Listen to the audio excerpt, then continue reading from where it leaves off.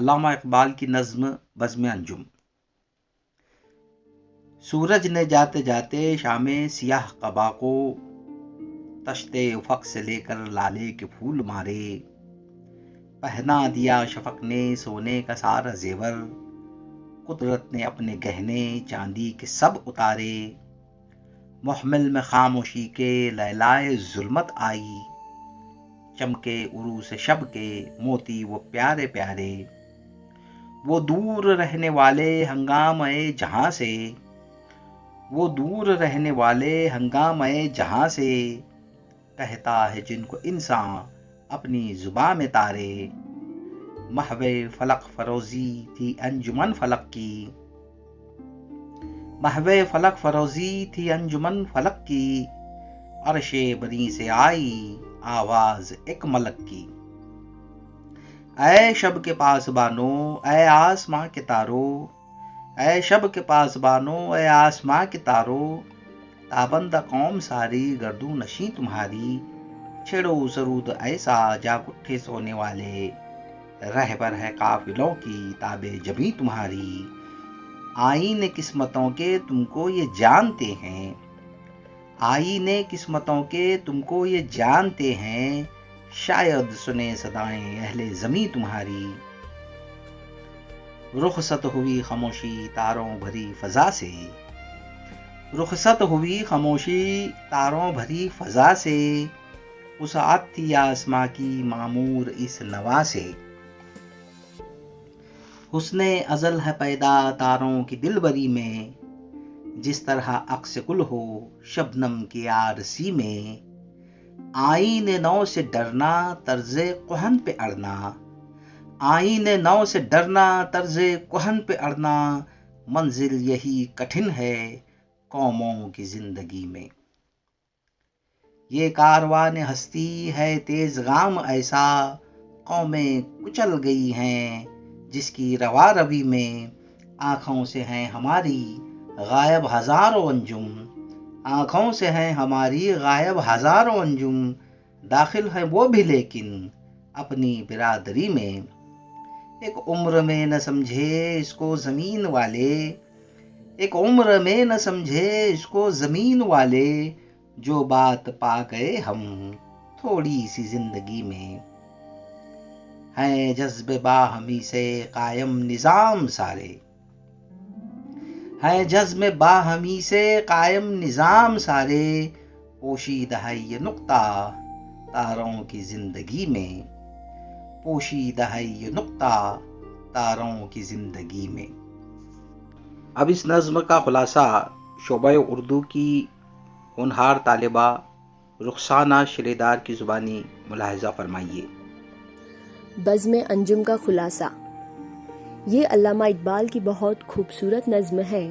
اس میں اقبال کا شاعرانہ کمال عروج پر نظر آتا ہے۔ یہ نظم منظر نگاری کی بھی بہترین مثال ہے۔ اس نظم میں صرف 3 بند ہے۔ اس نظم میں اقبال نے مسلمانوں کو اتحاد و اتفاق کا پیغام دیا ہے۔ نظم کی ابتدا میں شاعر نے دن کے ختم ہونے اور رات کے شروع ہونے کے منظر کو بڑے شاعرانہ انداز میں کھینچا ہے۔ اقبال کہتے ہیں،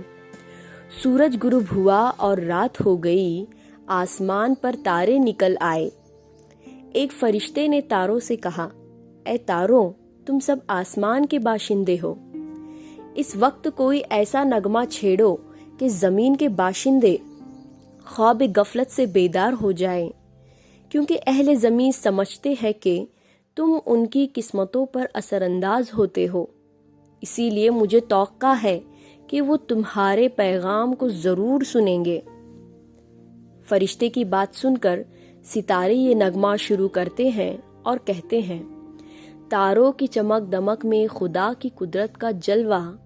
بلکہ خدا کا عکس اسی طرح نظر آتا ہے جس طرح گلاب کا عکس شبنم کی آرسی میں نظر آتا ہے۔ جو قوم لکیر کی فقیر بن جاتی ہے اور حالت حاضرہ کے مطابق نہیں چلتی،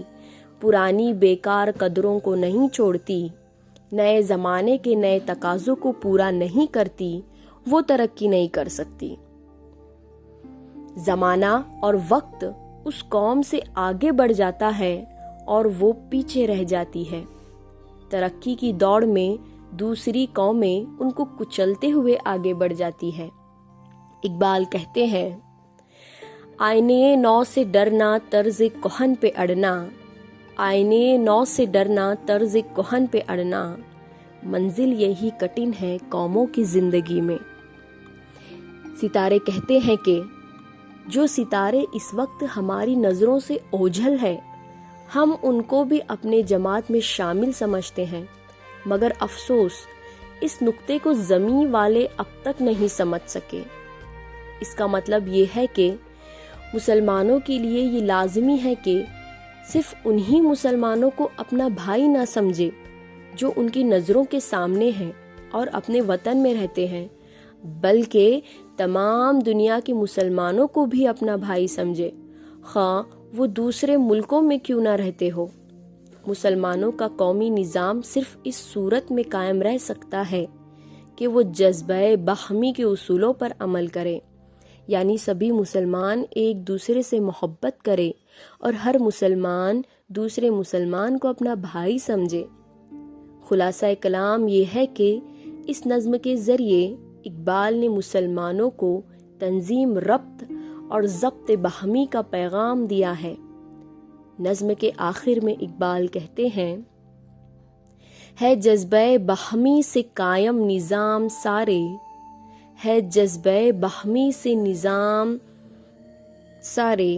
پوشیدہ ہے یہ نقطہ تاروں کی زندگی میں۔ حاصل کلام، اس دلکش تمثیلی نظم میں اقبال نے تاروں کی زبان سے قومی زندگی کا راز فاش کیا ہے، یعنی یہ حقیقت واضح کی ہے کہ مسلمان اگر بحیثیت قوم ترقی کرنا چاہتے ہیں تو تاروں کی زندگی سے سبق حاصل کرے۔ ان کا نظام جذبہ باہمی سے قائم ہے، اس طرح مسلمان بھی الفت باہمی کی بدولت ترقی کر سکتے ہیں۔ یہ تھا بزم انجم کا خلاصہ۔ اگلے ویڈیو میں کسی اور نئے مضمون کے ساتھ آپ کے ساتھ پھر ملاقات ہوگی۔ تب تک کے لیے اللہ حافظ۔